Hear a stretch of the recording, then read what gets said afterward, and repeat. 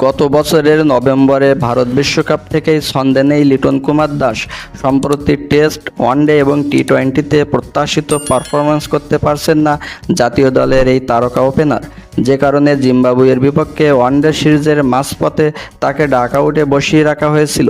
কিন্তু আগামী মাসে টি-20 বিশ্বকাপের কথা মাথায় রেখে লিটনকে সুযোগ দেওয়া হয় টি-20 সিরিজে, কিন্তু সেই সুযোগও কাজে লাগাতে পারেননি লিটন। 3 ম্যাচে আউট হন 23 ও 12 রান করে।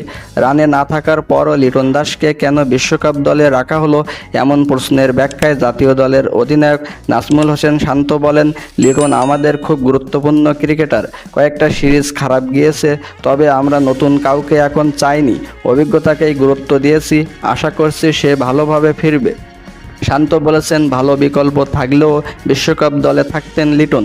মিরপুরে শেরেবাংলা জাতীয় স্টেডিয়ামে সংবাদ সম্মেলনে শান্ত বলেন, ভালো বিকল্প থাকলেও লিটনকে পরিবর্তন করতাম না, কারণ এই সিরিজটি শুরু হওয়ার অনেক আগেই আমরা দলের কম্বিনেশন ঠিক করে রেখেছিলাম। 2-1টা জায়গা দেখে নেওয়ার প্রয়োজন ছিল, সেটা করা হয়েছে।